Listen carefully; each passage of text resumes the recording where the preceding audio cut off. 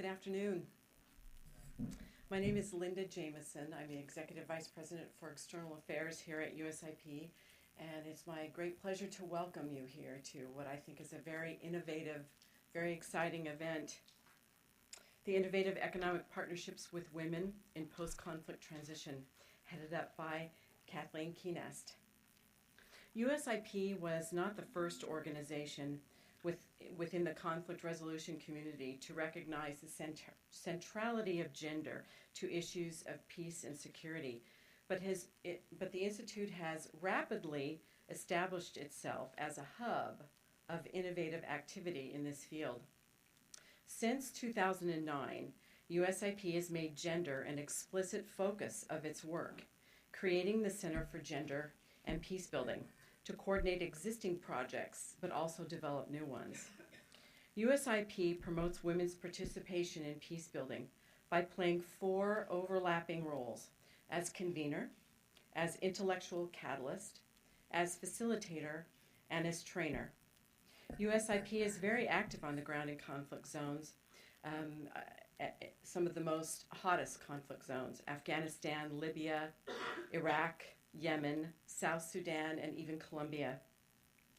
Over the last several years, the Center for Gender and Peacebuilding has not only hosted over 45 public forums like this one today, but it has developed a community of practice to address lessons learned and best practices around women's programming in conflict and post-conflict settings, bringing together unlikely stakeholders from the military to civil society, government to private business, to analyze and bring good ideas into practice.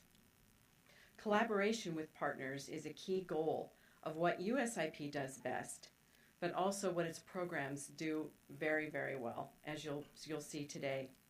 It gives me great pleasure to welcome the creative partner and private business of Spade, New York, and Civil Society Women's for Women International to our Institute today. Now I'd like to turn the podium over to Kathleen Kuehnast, who is the director of the Center for Gender and Peacebuilding here at USIP. Thank you very much for being here, and enjoy a very good program.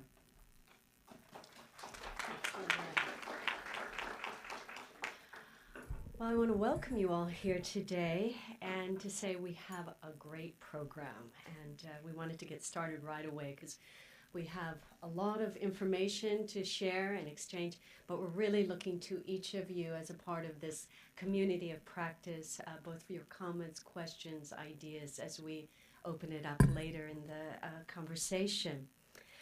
1 week ago, I had the privilege of attending Secretary of State Clinton's second global summit of the Strategic Dialogue with Civil Society. At her meeting, she referred to a 1998 speech at Davos in which she discussed what it takes for society to build a firm foundation. And she used the analogy of the 3-legged stool, where society has 3 interdependent structures: a responsive, effective, accountable government, a dynamic, job-creating, free market economic sector, and the 3rd leg, that of a strong civil society, where, as she put it, our lives are really lived, from our families to our volunteer activities. If one of the legs is too short or too long, the balance is thrown out. So today we're here to really talk about that dynamic interconnectedness and innovative partnership between, in this case, civil society and private business in post-conflict countries of Afghanistan, Rwanda, and Bosnia. The partnership focuses on women and building economic capacity in fragile and emerging societies.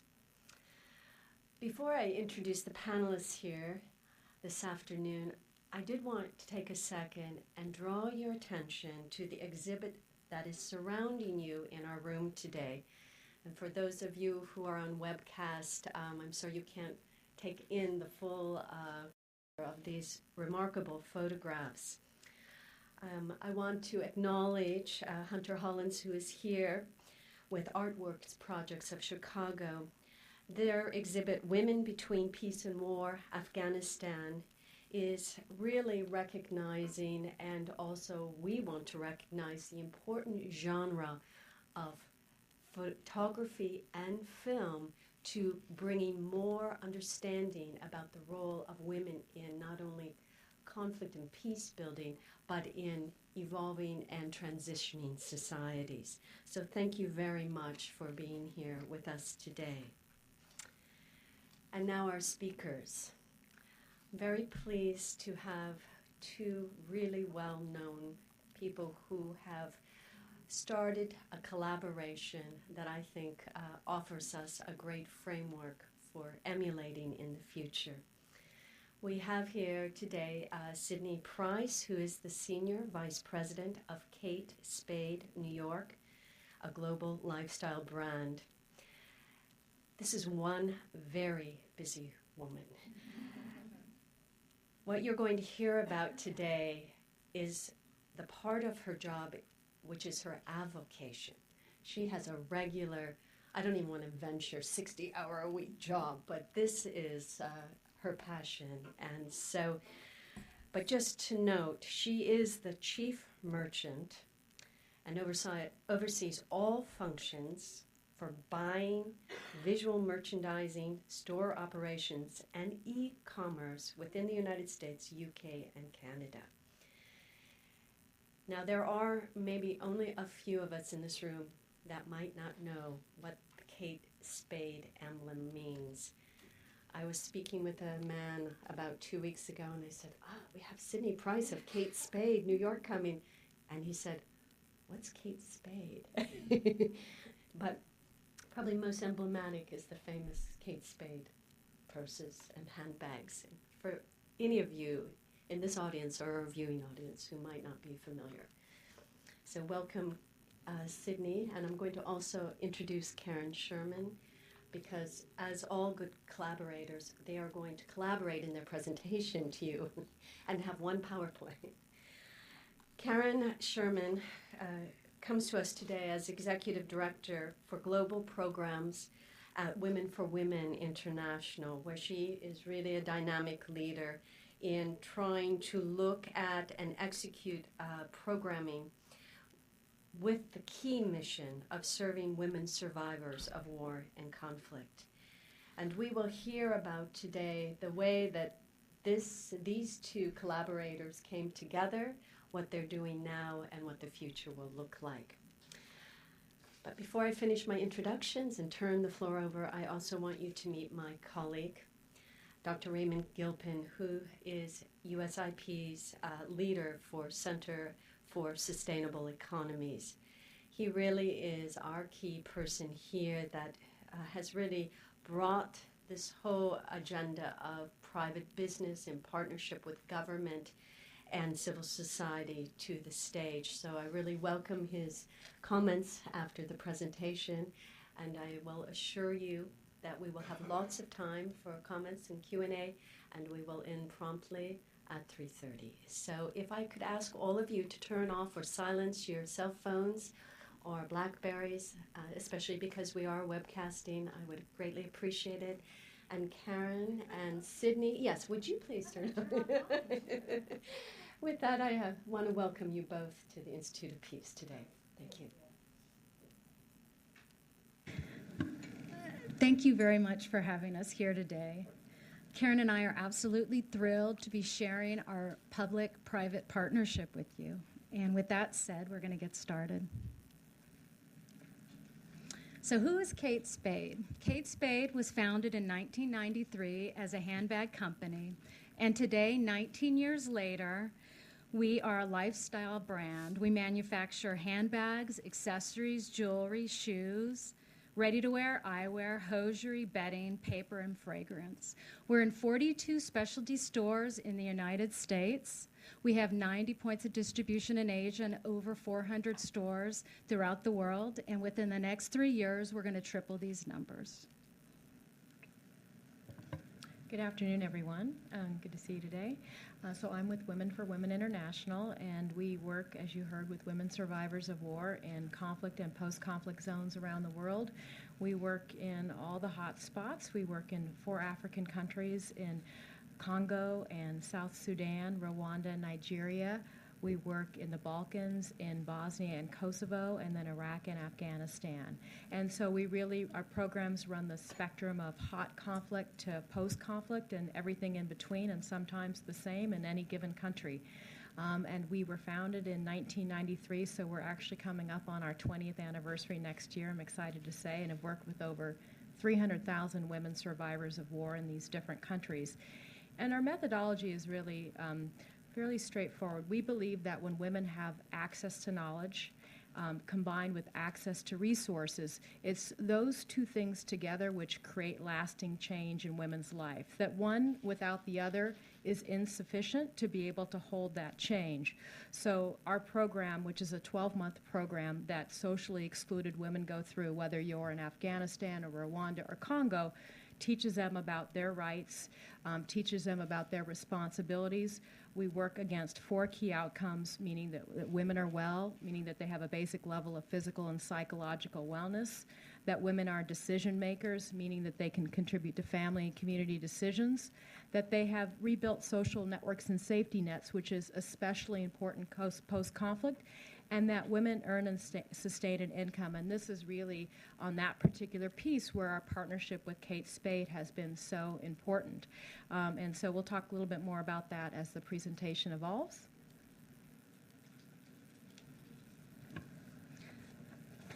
So Women for Women partnered with Kate Spade actually end of 2006, 2007. We originally started in Bosnia and Herzegovina with this idea that we could come together not as a charity, but this idea that we could form a new kind of partnership really built around business objectives, which is, I'll be interested to hear your point of view, but what we have found to be much more sustainable than simple philanthropy when a corporation and a civil society organization come together.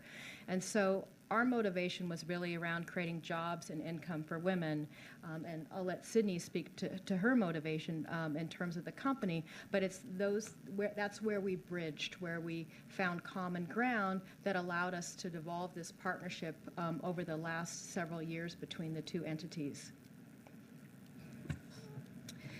And Kate Spade really selected Women for Women International. We very much liked the idea that they were working in war-torn countries. We really wanted to go to a space where most people were not going to really make change and to make permanent change. Our program, Hand in Hand, really pairs the women artisan skills within country with our characteristic design and training, and it's such a unique model. And this really is our goal, is to make this the new microloan, to really create jobs and give a new level of training to this group of women. So how does this all work? So, first of all, Kate Spade starts on the ground. We explore and we source the finest raw materials within the country as well as artisan skills. Then we take these goods back to Kate Spade New York designers and we educate them on what's going on in the country. The Kate Spade design team then comes up with numerous design products that are relevant with the fashion trends for the season and create prototypes. Kate Spade then shares these concepts, raw materials, and prototypes with Women for Women International. Women for Women then sources the raw materials within the country and creates prototypes with their trainers on the ground. Women for Women then sends back the samples to Kate Spade, and we do this back and forth until we are happy with the cost and the quality, and then we land on a final prototype. After we have a final prototype, Women for Women trainers then train a very large group of women on this particular item. While this is going on, Kate Spade is working with freight forwarders on the ground to get the product out of the country, as well as complete the complicated paperwork to go through customs and whatnot. We also, our marketing and PR teams, are working with magazines as well as creating e-commerce stories and signage for our stores. And then we distribute the goods globally and to all of our points of distribution throughout the world, and then ultimately into our customers' hands. For Women, Bosnia and Herzegovina is one of our oldest programs. It's where we got started way back in 1994, still in the midst of war there. And as you know, the country is almost at the 20th anniversary of the history of war there. And it's evolved in many ways, and in some ways it's evolved very little. There's still very few job opportunities for women in Bosnia-Herzegovina. And frankly, it wasn't even until the movie, the Angelina Jolie film, came out that people were even talking about Bosnia again. And what we find working exclusively with women survivors of war is once the hot conflict is over and the media has turned away, there just are not a lot of opportunities. And so the Kate Spade partnership in Bosnia in particular has been especially helpful for the women there in terms of creating over 400 jobs for women who are able to earn more than sometimes their husbands and their sons who are working full-time in factories. And so the focus with Kate Spade has been to work on year-round production to keep those women employed through a series of products that range from knitted goods to crocheted goods and everything in between. And you know, when we were there in Bosnia-Herzegovina with the Kate Spade team, you know, we asked the women what do they want specifically, and we want more orders. I mean, these are women who absolutely want to work, and they're motivated in Bosnia, just like they are in all of the countries where we work, by the desire to feed their families, to create a better life for their children.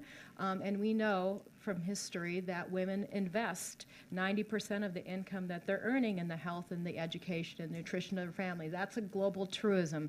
That's Afghanistan, that's Rwanda, that's Bosnia-Herzegovina, and so it's an excellent investment. We have produced over 14,000 units in Bosnia since we've worked there. And one of the things that Karen just touched on is that we do knitted goods there as well as straw goods there. One of the biggest challenges to create sustainable employment is to find the raw materials that support the fashion trends for the season. You know, you cannot sell wool and cashmere in spring and summer, and you cannot sell straw in the fall and winter. So this is one of our biggest challenges, not only in Bosnia, but the countries that we currently work in. This is a great image. This is Craig Levitt, our CEO, and Deborah Lloyd, our Chief Creative Officer. And this is a Women for Women artisan. And she is teaching them how to dry wool on a bush.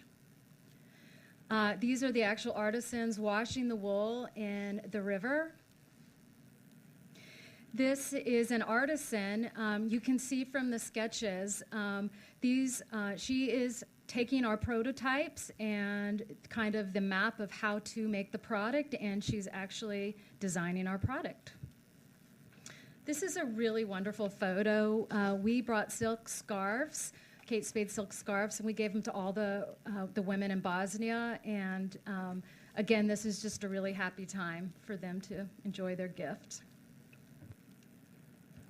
As I mentioned previously, all of the women who go through the program in each of the country go through a 12-month program around the 4 key outcomes that I mentioned earlier. And so at month 3, the women get a choice of vocational skills. And so in the case of the Kate Spade partnership, women have chosen handcrafts as their vocational skills. But there's other vocational tracks depending on what women are interested in and the areas that they're working. And so we do a lot in the area of sustainable agriculture. We do a medicinal herb and plant collection in Bosnia. We do the handcraft production, and we do some beekeeping as well. So it runs the gamut depending on what the local market will bear.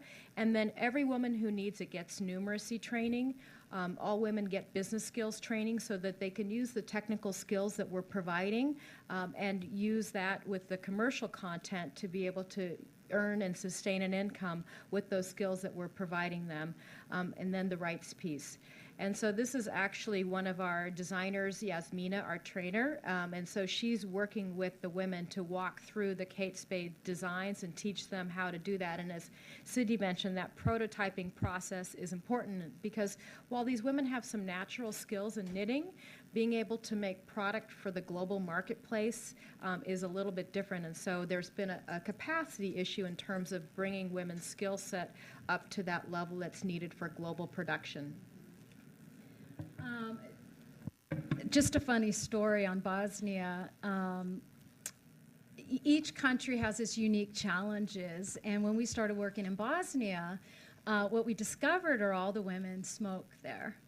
And what we soon discovered was when we were opening our beautiful packages after a year and a half and they were getting shipped to the United States, they smelled really bad of smoke. So one of the trainings was that they can't smoke at the same time of working with our goods, but it's as simple as just teaching people to wash their hands when they're using different yarns.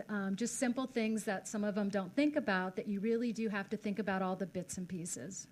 Well, we were asked many times, so, take us to your factory in Bosnia, and we're like, well, we don't have a factory. In fact, we don't have a factory in any of these countries. Most women are knitting in their homes, which is explaining the smoking. They're knitting, they're smoking, they're preparing food, they're knitting, they're smoking, and they're taking care of their children, which is what they do in most countries. Their women are multitasking, and so I think it's been an education process. But it has been important to have home-based businesses where women can work, and particularly in some of the more insecure environments like Afghanistan, where women don't have freedom of movement and they can't leave their homes readily to come to a central place for production. So here's an example of some product we produced in 2009. Here's some product we produced in 2011 and some more. In spring 2010, we did a really wonderful collaboration in Bosnia. We produced about 7 or 8 different handbags. And again, one of our aesthetics is very fun and whimsical, and our customers really loved all these bright colors. Let me just say one more thing. We really had to educate the consumers on what we were doing together. It was sort of hard to wrap their hands around this idea that these women in war-torn countries were making these very high-end products. And so when they look at the prices in the Kate Spade stores, they just said, well, how can you take advantage of the women in these countries, and how can they sell for these very expensive products? But what we feel like is if Kate Spade's doing well and they're able to command the price for those products, and the women are being paid a fair wage to make these products, then that's the main thing, because it has to work, I think, from a company standpoint and a mission standpoint to really make these partnerships sustainable. And I know that USIP has convened a lot of working groups on sort of what it takes to make a partnership work, and that's where I think being aligned around the objectives to make it work for all parties is critical. I was just going to make note to what Karen just said. What's so ironic is it's actually so much more expensive to manufacture product in these goods versus the United States or China. And that's actually one of our biggest challenges, and that is one of our biggest unlocks to figuring out this partnership, which we'll obviously discuss later. But there's actually not a lot of cost in there because sometimes they don't have the raw materials within the country, so you got to import, and then you got to export. You pay these women a very high wage. And I think Karen mentioned some of these women that are working part-time are making more than their husbands that are working full-time. So even though the ultimate retail price tag might look expensive to the consumer, the actual profit of the goods are far less than the expectation in any retail market, and that's what Kate Spade has been working very hard on, to work the cost out so that we can sell more and expand more units. The other note, Karen was speaking about the consumer and really explaining them understanding the price point. It was also very funny for the women artisans to understand what they were making. 2 years ago, we asked them to make dog sweaters, and we're a very whimsical brand, and I'm sure Karen can tell you stories around this, but, you know, we sold every piece, but they said, I don't know what this is for, but it's employing me, so we're happy to make it. That was very fun to explain to them how doggies wear sweaters in the United States. It's really a hard concept to grasp, but... So moving to Rwanda, one of our goals is to grow partnerships with locally owned women-led businesses. And some of the progress has been through partnering with Gahaya Links, a successful local business, to bring new income opportunities to women survivors of war. More than 250 women have been employed through our partnership, and we have produced more than 8,100 units. So, you know, Rwanda is a program that we've been operating in since 1997. We've worked with over 41,000 women survivors of war in Rwanda. And our partnership with Kate Spade and Gahaya Links has been very effective. What I like about this partnership is, you know, Women for Women doesn't necessarily have a core capacity in handcraft production and are not really equipped from a resource standpoint to build that infrastructure to do so. However, we obviously value the handcraft production through Kate Spade and this idea that we're able to create, you know, lasting income for these women survivors. And so Gahaya Links is an export company, a for-profit export company on the ground in Rwanda that has had market relationships. And so they were able to do things for us that we were not able to do in terms of quality control and standardization. In the way that in Bosnia, we had to build that capacity from the ground up, and it's been a process over time. We were able to partner up with Gahaya Links to form this three-way partnership that allowed us to have that bandwidth much earlier, and so I think it's been very effective. It also committed to paying a fair wage to those women, and right now there's about 200 women who are working with Gahaya Links on a fairly full-time basis who are earning huge, you know, amounts of money by Rwandan standards. And Women for Women has its own standards in terms of, because we baseline every woman who goes through the program, and then we do exit interviews at the 12-month mark, and then we do graduate follow-up surveys 1 and 2 years for sampling women after they leave the program. And so we're looking to measure things like changes in income, changes in assets, savings levels, obviously changes in health, nutrition, and other factors in terms of rights awareness. And so we're looking at that. And so some of the women who've been part of the Kate Spade Gahaya Links partnership have shown huge progress in terms of doubling, tripling the amount of income that they've been able to earn, doubling their savings over the period of time, not only from entry to exit in the program, but even, you know, after they've left the program, a year and 2 years out. And so we've seen real success with that program. This is a recent trip that we took in December with, that's Deborah Lloyd from Kate Spade, that's myself. We're holding up these totes that are being made with Gahaya Links there that are, you'll see the finished product a little bit later, but they're absolutely beautiful.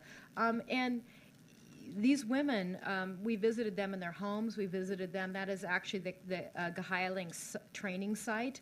They're really enjoying earning the money. And when I was there on a recent trip, the women were all holding up their passbooks, and they wanted to show me how much money they had saved. And, you know, one of the women was saying, I built a roof for my house. I built flooring. I put electricity in so my kids can study at night.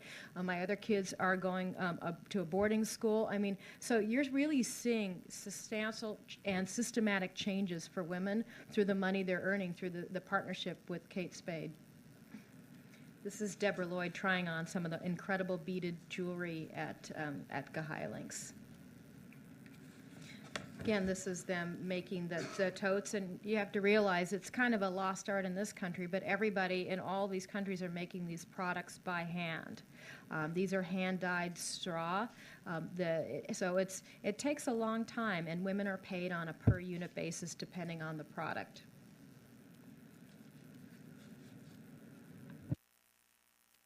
This is just some more examples of them making our spring product.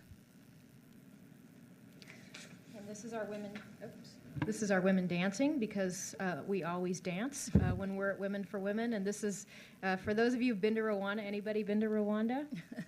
Yep. So this is the traditional cow dance where you put your hands up to imitate the cow. It's a sign of success and prosperity. So this is a great story. One of the things we try very hard is to collaborate and get the word out about Women for Women and Kate Spade and the work we're doing, because we believe that the more word we get out, the more bags we'll sell, and the more women we can employ. So we did a wonderful collaboration with Marie Claire, and we did an exclusive bag for them, and we posted it on our website, and it was sold out in 2 hours. These are some examples of some spring product, and this was our product that we did. These are handbags and beautiful necklaces and jewelry, and every year we launch, and this year we launched from all 3 countries, different product for International Day. Just to give you a sense of the scope, when we started the partnership, we produced together about 700 units, and last year, 2011, we produced over 8,000 units in all the different countries, and created jobs and income for over 600 women. So it really has progressed over the year. I mean, I'd love to see that number at, thousands of women, and we do see the potential. I think, as Sydney mentioned earlier, there's some challenges in terms of raw materials and price point to make it really profitable long term, but those are the things that we're going to be working on.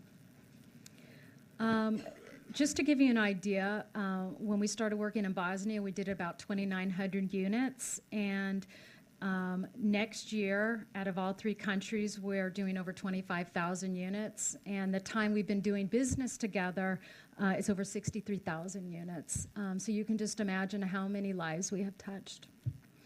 So Afghanistan, which is close to Karen and I's heart very much, we've spent a tremendous amount of time in this country for the past 2 years.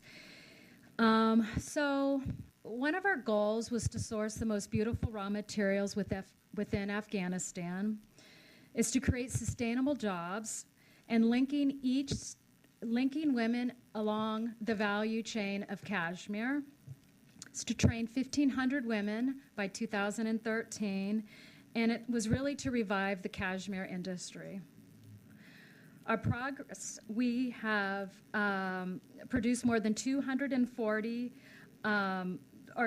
we have employed more than 240 women and produced over 8,500 units of goods. And we have made a major step in reviving the cashmere industry, which we're thrilled to show you today.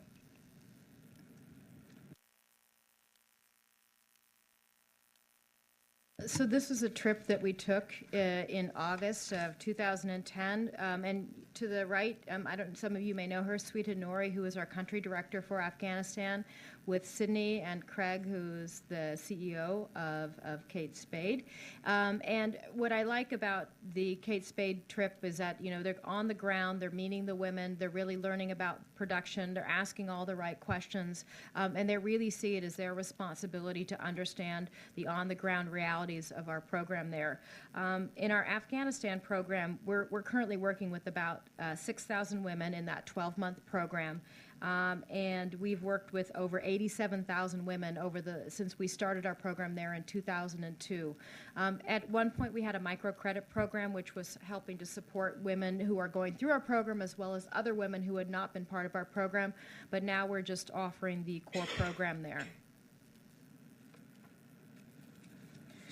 And this is our founder, Zainab Salbi. Some of you may know her very, very well. She's obviously done an amazing job with building up our program in all of the countries where we're working. And her story of starting the organization in 1993 in Bosnia and Herzegovina. And Zainab is still very, very involved in the organization as a board member and as really such a large factor in the global women's movement.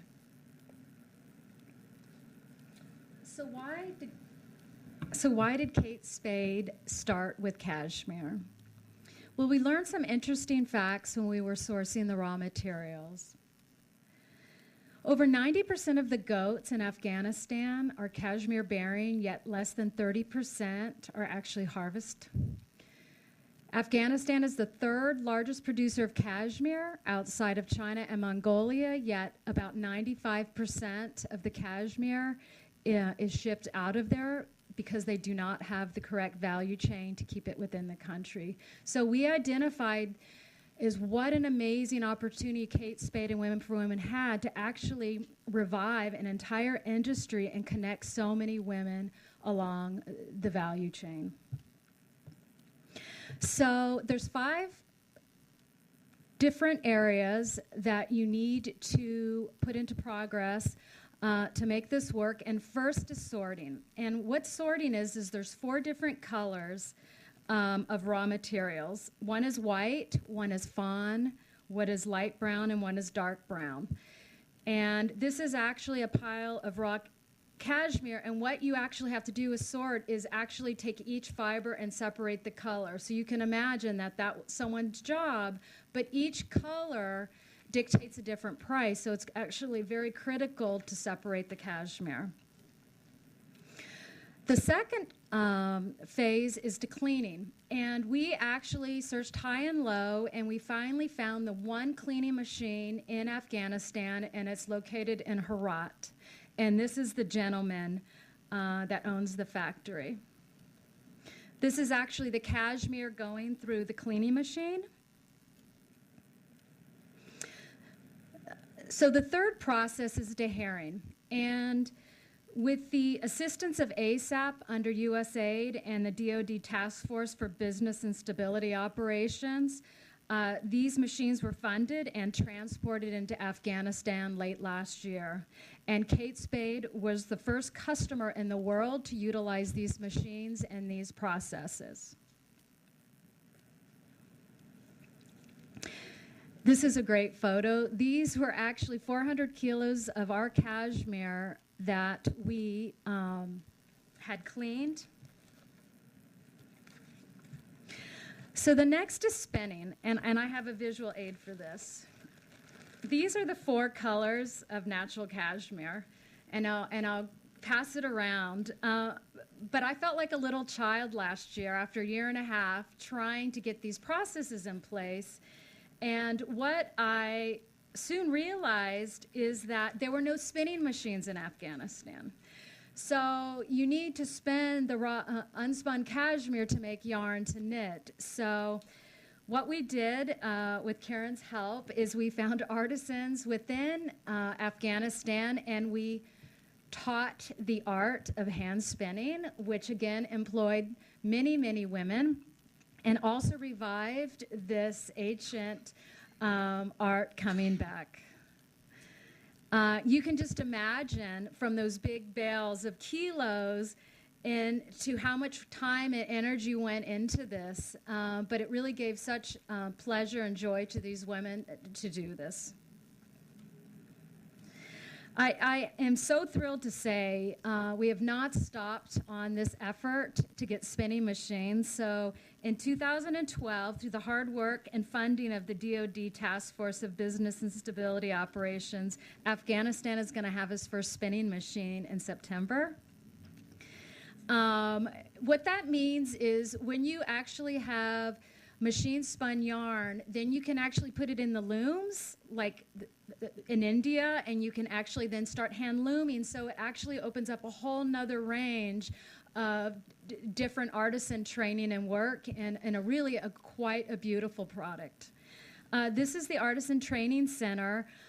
We're there teaching the designs that are going to be coming forward. And there's Sweeta, the country director from Women for Women, and then the Women for Women artisans. The last phase is either knitting or weaving. So this is after we taught them how to knit, them knitting our actual products. And then to the left is our actual fall campaign of with her scarf and with her mittens. And something I was mentioning earlier, we really focused on cashmere because we wanted to produce the most jobs possible. But for spring, we started doing bracelets. These are wrap bracelets with our little Spade logo. We sold most of them the first couple of weeks they hit the floor. But this is a great example that we have to be very creative in these countries. We cannot sell cashmere 12 months out of the year. So what other programs can we create to sell to our customers that are innovative that will keep these women employed? So a call to action of Women for Women and Kate Spade is, first of all, buy the products. The more products the customers buy, the more women we can employ. It also raises awareness of the great work that's going on in these countries. I think also, we talked about this earlier, this idea that coming together with business, not necessarily with the philanthropic arm specifically of Kate Spade, but really to work with the head of marketing to meet together around the business objectives. And it's something that we think sets a model for how NGOs and corporations can work together longer term, and something that we'd like to be able to replicate in a variety of different development contexts. And I think that's where it really holds value, and particularly now when the issue of women and girls is really at the forefront of development dialogue. I'm happy to hear. So I think that there are new opportunities to forge these kinds of non-traditional partnerships. And I've actually seen corporations really coming to the table in a different way. Some of the corporations that you wouldn't really think of as development players in these contexts are willing to have these kinds of discussions now, I think because of the leadership of companies like Kate Spade setting the standard. Karen and I very much believe how to revive these countries is through women. So that is another call to action, and to actually sponsor a sister through Women for Women International. They invest, Karen can't give you the exact number, I'm going to say 75, 80% of 100% of their earnings back into their children for their education and into their family. So thank you very much.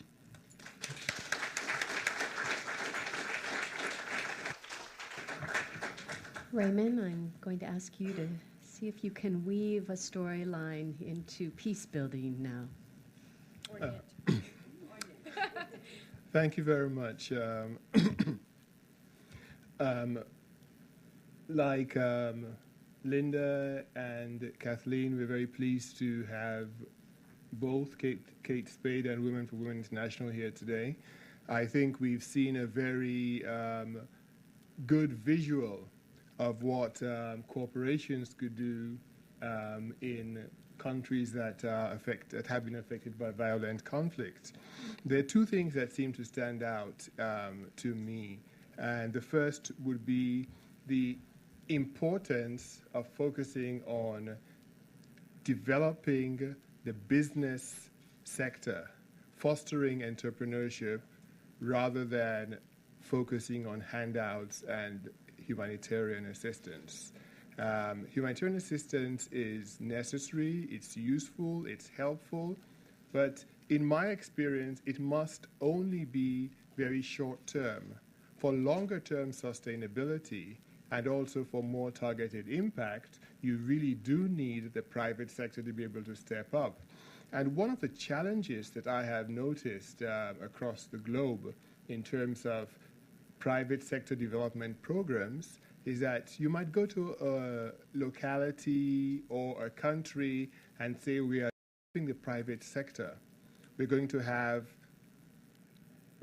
train 100 tailors in each village, or 100 carpenters. But then the bigger question is, where are they going to sell their product? We're going to kickstart agriculture. There's going to be food production. But neither the domestic markets nor the regional markets have either the will or the capacity to absorb the end product. So in this case, having this sort of partnership that links production or productivity with the end market is not just useful, it also bodes well for sustainability. The second thing that seemed to strike me is the importance of doing these forms of targeted and profit-oriented interventions as part of the core business model and not as a philanthropic foundation. Again, philanthropic foundations are good, they're useful, they're necessary, they have their time, they have their place. But when you are interacting with a community that has been racked with violent conflict for decades. What you're doing is not just providing handouts or hand-downs. You're trying to reconstitute not just society, but also the economy, so that people could have their passbooks. They can do it for themselves. And that is something that is most effective when it is done as part of the core business, because then there's vested interest in the part of the partners, and there's a vested interest in the part of the communities for profitability and sustainability.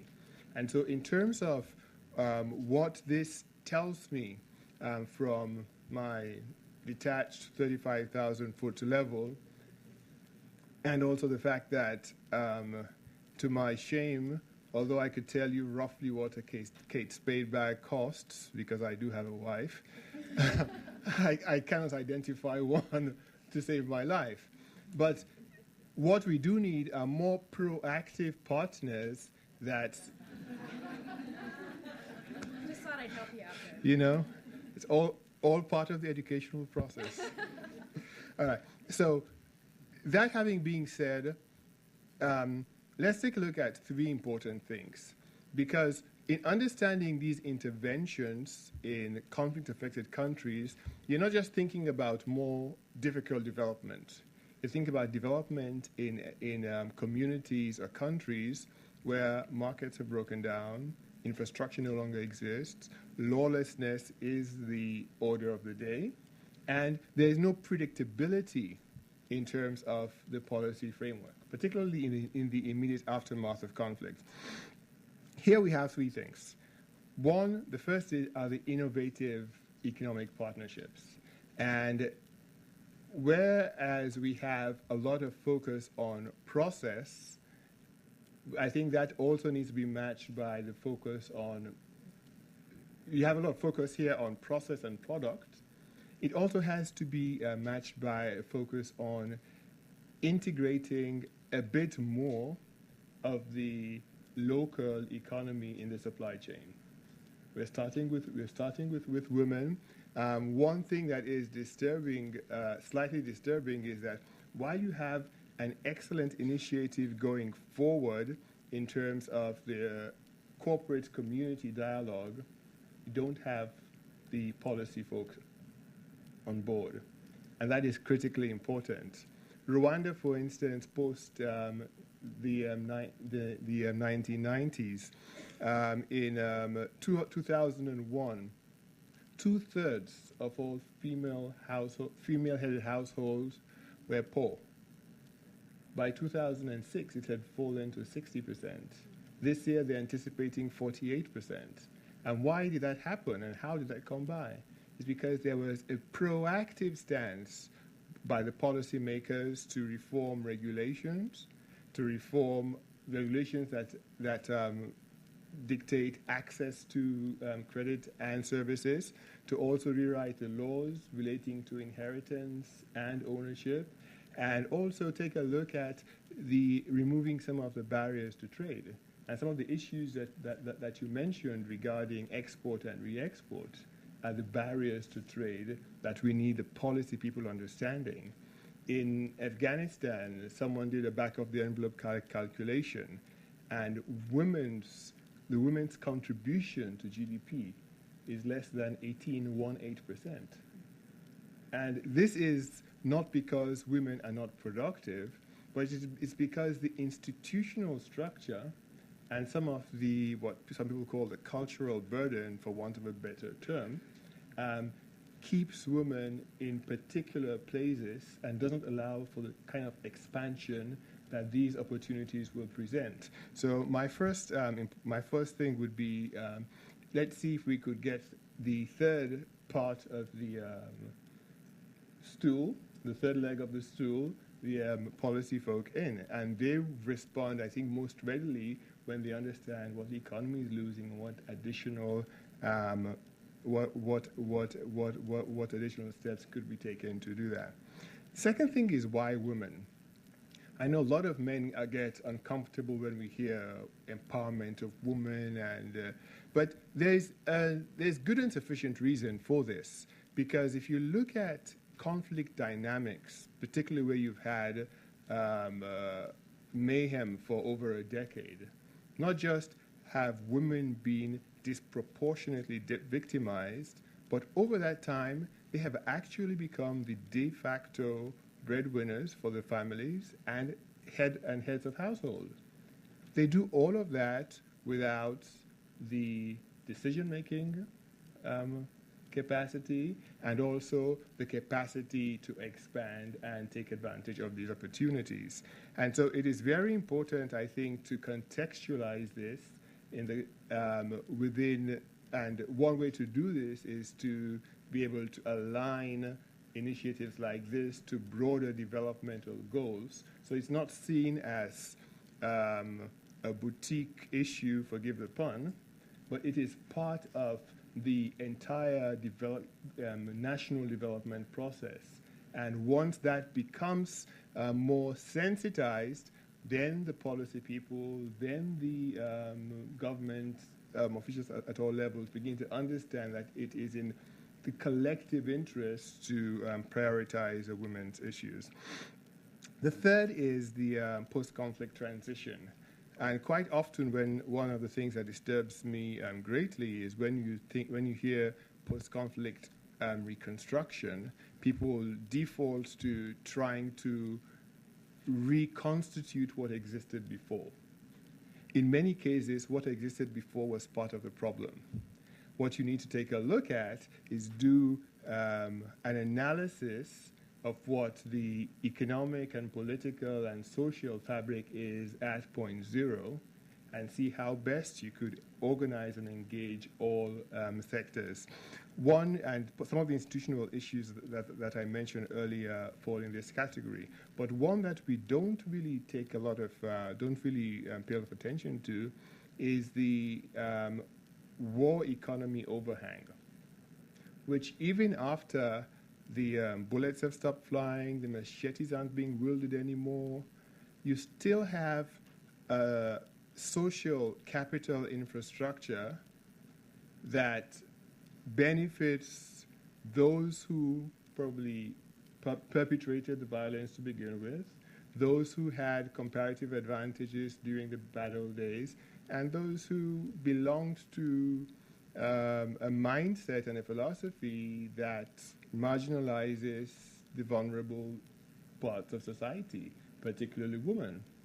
And therefore, in thinking about the post-conflict transition, I think this is a little beyond the scope of what this initiative does, but it is important, as this is being done on the trade and productivity side, to also have a discussion of how this transition is going to fold out, because the transitions are going to fold out with a widening circle of women, and I'm not making light of this, waving their passbooks, but an increasing number of female-headed households being able to make those strategic decisions, being recognized and valued in society, and being able to plow back a lot more of their income in investment that builds society, etc.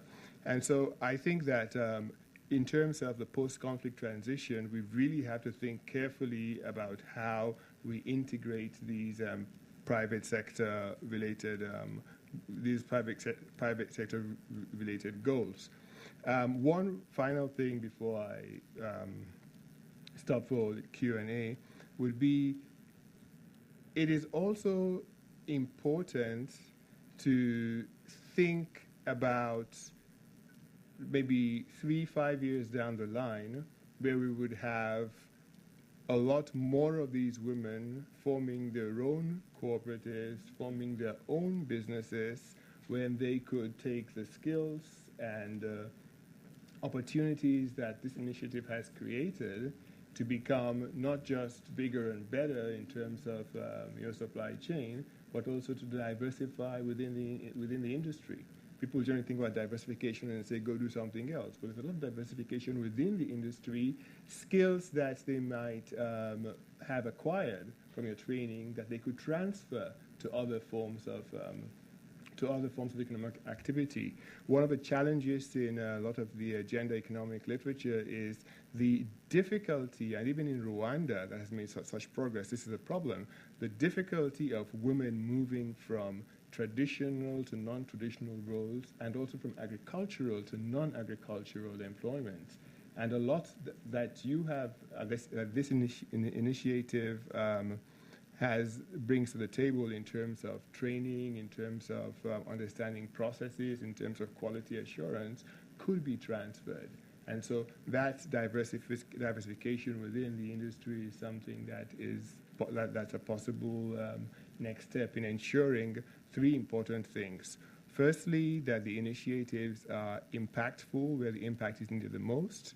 Secondly, that they are scalable because the need is great. And thirdly, that they're sustainable because at the end of the day, people have to have the proverbial passbooks. Thank you. Thank you, Raymond. That's excellent. Before we open it up for questions, answers, comments, I actually would like to give both Sydney and Karen a few minutes here to comment on Raymond's comments and to add anything else that you would like to before we open it up. Thank you. I think you brought up some wonderful points, and one is, how do you make it sustainable? And one of the challenges is that Kate Spade cannot do this alone. And one of our goals and objective is to become an educational institute to really teach other companies, corporations, how to do this magic formula. Because I just showed you the formula up there, but obviously it takes a commitment from a company to really engage. This is not just me. This is just not my CEO or my chief creative officer. This is every employee. You know, they believe in this project. They adapt women from Women for Women International, and it's fully ingrained within our corporation. And there's only so much you can do around creativity, around a country and the raw materials each year after year. So how do you create that demand? And so that is a big challenge, you know. And so one of our goals is to create a steady state within these countries and to really bring other companies in to bring their creativity so we can leave them there, so there is sustainable employment, and that we can go to another area that needs rebuilding and a structure so we can kind of be the pioneers and we can kind of create the way for them. But that is one of the challenges. You know, in the fashion industry, we're very competitive. And especially with the fashion trend, you want to get your product out there before anyone else, so you sell the most of a particular item. So if you have a great idea and you sell a whole bunch of it, there's not a lot, you can't recreate the same thing the next year, but a lot of problem with these countries is they have the same thing over and over and over. And one of the most insightful things that Raymond just said was the taxes and the laws around importation. And what we find is because the markets are broken in these countries, that we don't have the raw materials to make desirable product. So what we have to do often, which is not good for the country, but is the only way that we can create employment for these women, is we have to actually import goods from other countries, raw materials, to make, so we can use their raw materials, but sometimes we have to use raw materials outside the country. So we're actually paying taxes and duties out of, you know, let's say China into Afghanistan, and then Afghanistan to the United States. So we have tried very hard to try to move some laws around this. And there are handicraft laws, but then they're funny the way they're set up. Yeah, handicrafts, but if it's a knitted product, you can't have... So there's, you know, I think where Karen and I could use a lot of help is helping us in the countries, especially these war-torn countries, is to make it easy for businesses to do business, because like I said, it is not inexpensive. It's actually quite expensive. So that is one of our biggest unlocks. Thank you, and thank you very much for your remarks. I thought they were really helpful and actually helps put the partnership in context, I think, a little bit more in terms of what we're talking about. Just wanted to highlight a couple of points where I think just to bring it home in terms of the discussion today. One is this question around policy and government structures. And, just for the examples that we've highlighted, if you look at Bosnia, which really hasn't progressed very much past the end of the war, and in fact 20 years later is still kind of fixated on sort of the government structure that isn't working, that was left behind by the Dayton Accords. I think they're talking right now about how do we fix this, because they've really been stalled. And I think on some of those administrative barriers to private sector investment, it's been hard to make progress, not just for Kate Spade, but bringing in other types of investors who can really be key employers in developing that economy.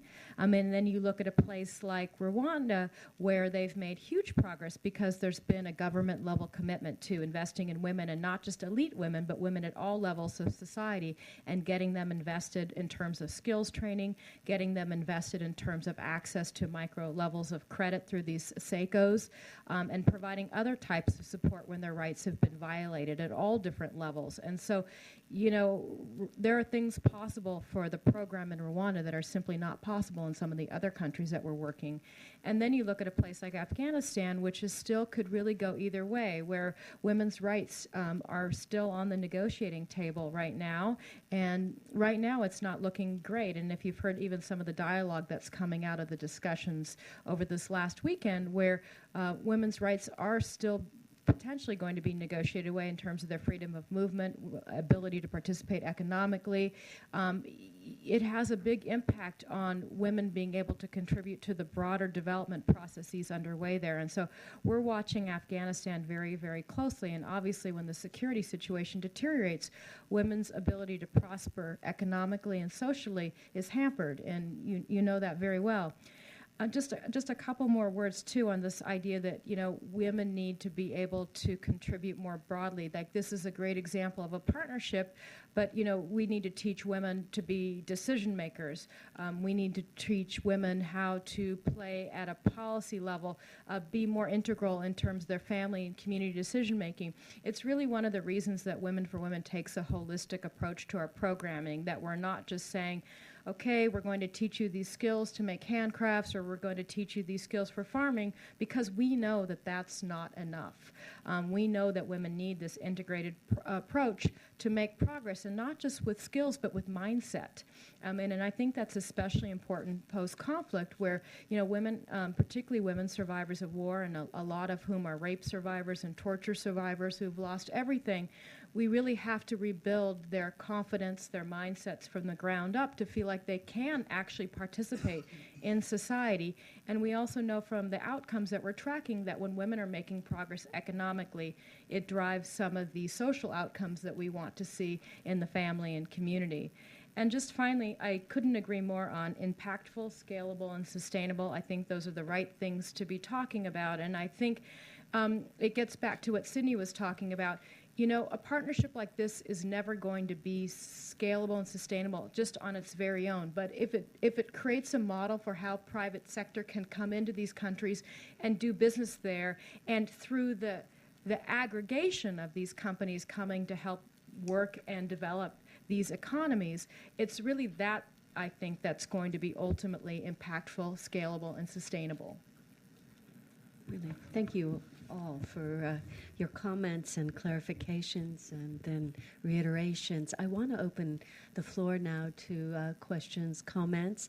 We have mics over there, and Ambassador Steiner, would you, or Brooke, thank you. We have, if you can just raise your hand, we'll bring the mic to you, because it's going to be a little difficult, I see, to move it around. We have several of them. And if you could introduce yourself, if you represent an organization, if you wouldn't mind standing, and if you would keep your comments brief or your question. I'm going to take 3 at a time, and that way it gives our panelists a little time to think through. So go ahead, please. Hi, good afternoon. My name is Afia McLaughlin-Johnson. I work at the Department of State in the Bureau of Conflict and Stabilization Operations. And my question is just, thank you for this presentation, but my major question is, how long does it take for you to enter into a country and start up this process? What is the time period from when you start working with Women for Women International, meeting with the women and training them to when you're actually able to produce the product in the United States? Okay. And then I'm going to set up the third question while we're away. This will be the third question, Holland. Thank you. Good afternoon, Khurshid Samad. I have a question about Afghanistan in particular. If the security system does unravel and it becomes more difficult to have direct access to your project, have you thought about alternative ways to keep the project going, alternative ways using technologies perhaps to be able to support these women or train these women and help to get the product out of the country? Holland? Hello, my name is Hunter Hollins. I'm from Artworks Projects, and I think your initiative seems wonderful. But I did have a concern, and I wondered how much. Well, it seems that your initiative is attempting to alter gender roles within these societies, at least on a micro level. And I wondered how much pushback you are getting at that level. Thank you. Great. Let's open it up. Karen, Sydney, Raymond. So I'll start with the first question, the time period to produce product. One of the reasons why we created a partnership with Women for Women International is they were already established in these countries. The last thing Kate Spade wants to do is reinvent the wheel. We know what we're good at, and we know what Women for Women International are good at. So to really maximize our relationship, the structure was already there in regards to a country director, an operations director. Each country varied slightly. But really, we work on a production calendar, and it's usually 9 months out. It's exact same as we do in the fashion industry. So we give them a timeline, and but it's usually 9 months out, exactly how you would work in any fashion industry throughout the world. I'll address the last two questions, and I'm sure you'll have comments as well. But just on the security front, I mean, like I said, we're watching the security situation very closely.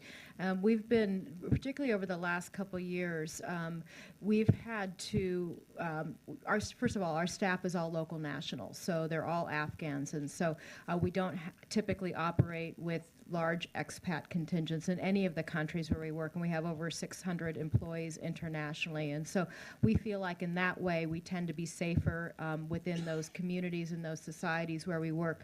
We're currently working in Kabul, we work in Parwan, we work in Mazar and Jalalabad. And so there have been times where there's been increasing insecurity, and so what we've had to do is close down for periods of time, very short periods of time, until we feel like it's safer to operate. And as I mentioned before, we don't have central places where women come for training necessarily, but we go to those communities ourselves, and so we tend to take more of the risk from a staff standpoint versus a woman's standpoint coming into a central location where it might be more dangerous. We hadn't really talked so much about what it means for a production standpoint. I'm assuming you're talking about, when you say technology, that you're thinking really like online sales for products and training as well. It's pretty low tech, as you probably know out there, and so most of our trainers are of the communities that we work in. They're in those villages themselves, and so we've talked about distance learning in general for our programs, but it's not something that we've instituted specifically, but it's definitely something to think about. And this last question about gender roles, it's a great question, because not just for Afghanistan, but in all the countries we work, we're really pushing some of those boundaries. And even in places like Kosovo, where you wouldn't think that would be such a huge problem, we've had a lot of issues where, husbands beat their wives when they say they want to come to our program. Even in Rwanda, I heard that story, and the women have really had to push themselves. And what's been the game changer is a couple of things. When women start bringing money into the family, and the program is built around this 12-month sponsorship model that we've mentioned, but each woman gets $10 a month. as she's going through the program, and so she can spend that money however she wants. But most of the time, she initially spends it to bring money, or bring food rather, into the family, and so it goes a long way to making it more palatable for a woman to be able to participate in the program, because she's contributing. And I had this story I heard at a graduation program in Rwanda where her husband used to basically cut up the meat and apportion how much meat she was allowed to eat based on her worth to the family. And I'm sure there's lots of stories like that, but that's just the tip of the iceberg. And so one of the first things she did when she started our program is she brought home a bunch of bananas. And it may seem like such a small thing, but it was one of that made it palatable for him to allow her to participate in the program. We've also had instances in South Sudan where a husband, initially said absolutely not to his wife, but the other women in her community started going through our program, and when he saw what these other women were learning, he came in and he said, "Please put my wife in your program." And so we have to work community by community, village by village, to sensitize the men and the communities about what it means to participate in our program. And we actually do men's leadership training in several countries too, to bring them along, because we find that we're making more progress on those key outcomes when men are involved. Not very much to add. In most of these conflict-affected countries, de facto, the gender roles have changed over the war, because A, the men aren't there or they've been killed, and secondly, the women, through informal sector activity, actually are the breadwinners. So it does not generally change the roles. It changes the contribution that they bring in. It alters the contribution that they bring in, and in most cases, this is viewed positively rather than negatively. Just a quick comment on the barriers to trade, the export-import thing. This, I think, is an excellent opportunity for women and women's groups to really emphasize that gender issues aren't just about the social side, they're also about the business side. And part of making the business side work is having an institutional framework that works for women's businesses. If we could have entire donor discussions about petroleum and petroleum resourcing and petroleum contracting and petroleum regulation, why can't we have very serious business-focused discussions on gender? I think we have our next step. Thank you, Raymond. I know there are a lot of questions. I saw hands up on this side and then this side. So if we could do you two, and then right here in the... I'm sorry. Okay, go ahead. I'm sorry. All right, I didn't have my eye on you. Okay, thank you. I'm going to let Brooke and Nicoletta be my eyes. Thank you. Just tell me.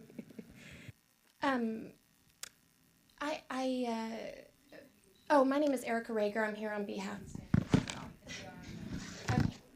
My name is Erica Rager. I'm here on behalf of Catholic Relief Services. In fact, some of my colleagues may be watching. Hello. I wanted to ask you.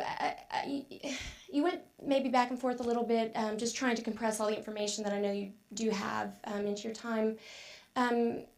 You talked about some of the unique challenges in each of these countries, and I have sort of a two-part question. Part one is a little bit simple, which is just some more information on how you select the participants that do end up participating in your program. It could be that there's more women who want to participate than you have the capacity to include, or so forth.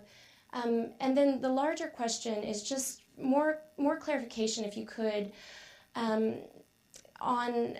You referred at certain points to this formula and hoping to sort of be able to replicate this formula or model in different countries. But at the same time, I recognize that it's slightly different, wherever you go. And so I wondered if you could just, it was partially encapsulated in one of the early slides, but just go through, if you have one right now, what is that kind of basic model or formula in its most basic parts.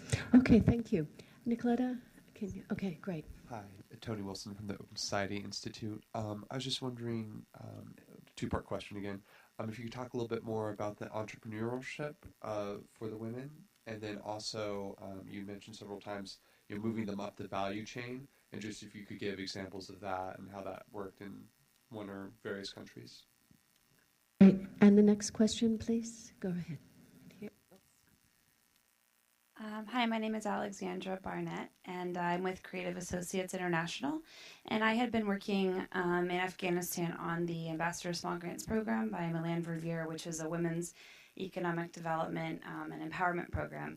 And so I really appreciate all the work that you all have done there as well. I got back from Afghanistan at the beginning of this year, and we certainly saw, working with entrepreneurs all over the country, very small business owners to medium size and even some large, that increasing women's economic development status changes completely their relationship in the home and their relationship with the husband. We worked with nearly 500,000 small to medium-sized women entrepreneurs, and we found that in terms of the quality of the product, we did several bazaars, like at the U.S. Embassy, where women had the opportunity to come and market their goods, which was a great experience for them. But we found that the quality in terms of export was really not up to par in terms of being able to sell it like on a U.S. market. And the women often didn't really understand selling something to Afghanistan would be very different to selling it to an expat. So one, in terms of like training, how much did you have to work with the women in order to train them to produce like a really high quality, like proper seams and things like that?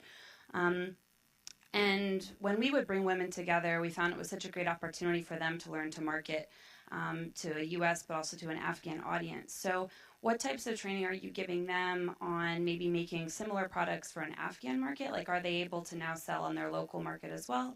Or are they really specifically focused on producing for Kate Spade and Women for Women? So sorry, it was a bit long. Thank you. I'm going to take a fourth question. Hi, Margaret Rogers. I'm going to be joining the State Department next week, going to Afghanistan for a year. The model, your partnership and the model you laid out is incredibly exciting. And Raymond, you made some incredibly insightful comments that I'm going to study a lot more. My question is related to the first one, and that is, you talked about the need for other businesses to get involved. Can you give us some examples of other types of businesses in addition to fashion that you see having opportunities? And I guess personally, I'm most interested in Afghanistan, but I think if there were ways that we could go out and try to recruit other kinds of businesses, that would be a good thing to do. Great. That was a fabulous round of questions. Thank you. I'm going to open it up again to our panelists. So, I'm going to start with the quality of product and not up to export standards, and then we can all kind of talk about everything else. You're absolutely right. I mean, I guess a couple of things. I just got back from Rwanda a few weeks ago, and I noticed that there was over 500 women's cooperatives there. And they're all making the same exact product. They're all using the exact same raw materials. And, you made an interesting comment. Are we training these women to trade in their local markets? I think they already know how to do that. I think that, and Karen can certainly speak to around soap making and some other things, but when it comes to handicrafts, I do believe what I have seen is everyone is doing the same thing, and there's very little innovation out there. And regardless if there's little innovation, there's really no market out there because there's so much out there already that there's really no desire to purchase it. So up to export standards, this is where one of our challenges are. And so I guess going back to other businesses getting involved, for example, in Rwanda, it would be wonderful if someone could set up a beautiful cotton factory. So for us to work with some of our Chinese partners and set up a factory. There is one cotton factory in Kigali. We met with them. The standard of product was not good. It was what people used for graduation gowns. or like military uniforms, but not a beautiful scarf that would just feel beautiful on your neck, or something you can make beautiful home product of. So a great example is just industrial companies that then one of the greatest trades in Congo and Rwanda is hand printing, especially in Congo. So to go there, see what skills are there, but they don't have the raw materials to work off them. So in regards to Afghanistan, they have some of the most beautiful raw materials gemstones in the world. Beautiful, precious and semi-precious. And the only company really working in this arena, it's a nonprofit called Turquoise Mountain. Prince Charles started this foundation. They have the whole entire market. Kate Spade brought in some stud earrings last year around these earrings. But anyone in the jewelry industry, a manufacturer, a lot of this happens in the United States. Turkey has a lot of this product, but to bring in jewelry companies, there could be a huge industry just around it, and it's more industrial versus fashion. So I'll stop there, and I'm sure you guys can make some comments. Thank you. I'll take the questions in different orders, but one of the questions was about the selection process that we use, and just this is the Women for Women selection process. But we do community assessments in each of the countries where we work, and from that community assessment, we're looking at we're looking for the pockets of the most socially excluded women who have been disproportionately affected by war and conflict, but also women who don't have the ability or the wherewithal to receive services from other organizations. And so we really try and go where other people are not, although it's great if there can be partner organizations there. And so through this community assessment process, we work with ministries of gender, Ministry of Labors, tribal leaders, village leaders to help select where we're going to be working. And then we don't just baseline the women, but we baseline the community as well, because we're looking really to see that multiplier effect. We're looking to see how women have been able to change, not just in their families, but at the community level. And that gets to this question, too, how are women contributing more broadly, not just at a more micro level. This question about value chain, and I think that you asked that. I haven't seen much value chain work on the handcrafts in particular. What Kate Spade is working to do with the cashmere industry would be a really excellent example of how you could build out the value chain, but I haven't seen it exist in a lot of different places, and it's very, very challenging. Most of those pieces of the value chain around cashmere that Sydney was describing are outsourced right now to China because it's so much cheaper and quicker to be able to do that. So to bring some of those processes in-house will take some time and investment, not just to, you saw the equipment investments. That was almost a year in the making, right? Just to bring in one piece of equipment that would enable that production, to bring that piece, that very small piece of the value chain in-house. So it's a daunting challenge, I would say. Where we've seen some success on the value chain work is in the area of agriculture.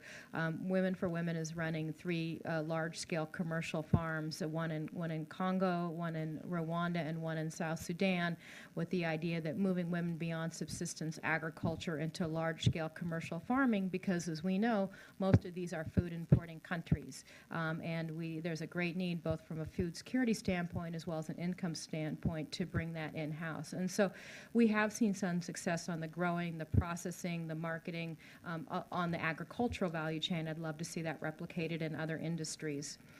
And just a final point on this marketplace question, like who are some of the other people that we should be bringing in for places like Afghanistan. I agree with one of the things that you said. Obviously, bringing in international companies is great. We'd love to be able to see that, but I think what we'd love to see more traction on is private companies in the local marketplace buying products from women, sourcing products from women entrepreneurs, whether it be chickens, whether it be eggs, whether it be honey, whether it be other types of products. I would love to see that develop, because that's really what's going to be most sustainable, most scalable, is if you get the private companies investing in their own citizens.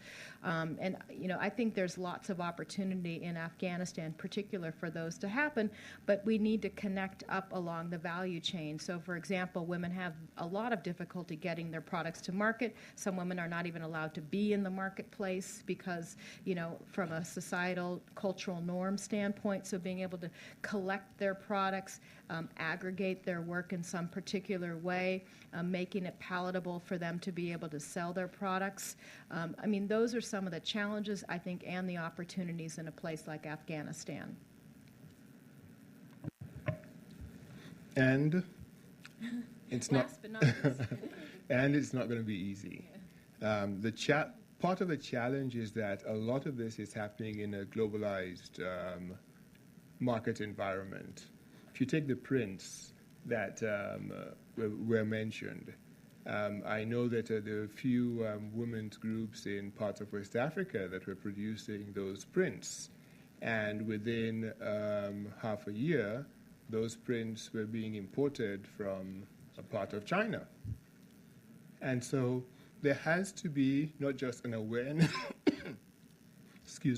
an awareness of the policy framework, but also inbuilt protections, particularly for the up-and-coming businesses, because they're having to compete in a very, very unequal terrain. And that has to be recognized up front. And it's not an issue of subsidy or issue of market interventions. It's just an issue of reality that the market in which they're operating is so difficult. On the question, which other companies? And there's no easy answer to that. It has to be country-specific. USIP hosts a Business and Peace Task Force that looks at some of the ways in which businesses could be productive. Kate Spade has a need, and it has found a way to achieve that goal while helping women. And I think that in the service industry, there are loads of opportunities. Telecoms is something that is growing rapidly in these societies. Afghanistan, for instance, the mobile phone sector is, just expanding, and that's one example. Manufacturing is another. But I think that just taking a look at what is possible, particularly in the sociocultural context, a place like Afghanistan, you have to realize that some things are not going to change overnight. So what works within that context? Women working from home, but still contributing significantly to household income is one workaround, and you have to find those in the various other forms of economic activity that would exist. And so there's no easy answer, but if you check the USIP's Business and Peace, and then there's a broader coalition called Peace Through Commerce that includes a number of international MNCs and documents to some extent how they engage in these difficult environments. I am so sorry. I promised to end the session today at 3:30, and I know there are people who have, including several of our panelists, who have to move to another meeting. But I want to, first of all, thank you, the audience, for your really insightful comments and questions. Of course, to our panelists, Sydney Price and Karen Sherman, and to our discussant, Raymond Gilpin, thank you for those insights as well. I also want to thank my colleague, Ambassador Stephen Steiner, who really was the inspiration behind today's event. Thank you. And to the colleagues that you see on the side, but who really make it all happen, Brooke Stedman and Nicoletta Barbera, thank you very much. And I wanted to make one final call out to you. Tomorrow, again, looking at the importance of art and film. And again, Hunter Hollins, thank you for bringing artworks here for us to look at today. We have Charmaine Obaid Chinoy, the woman who won the documentary Oscar this year, who will be here sharing her film Saving Face, and a discussion with her after the film. It begins at 1:30. If you would like to join us, we'll be in the larger auditorium, and please just register so we can quickly bring you through our security. But again, thank you. Thank our panelists. It was very inspirational, very engaging, and I think we have a long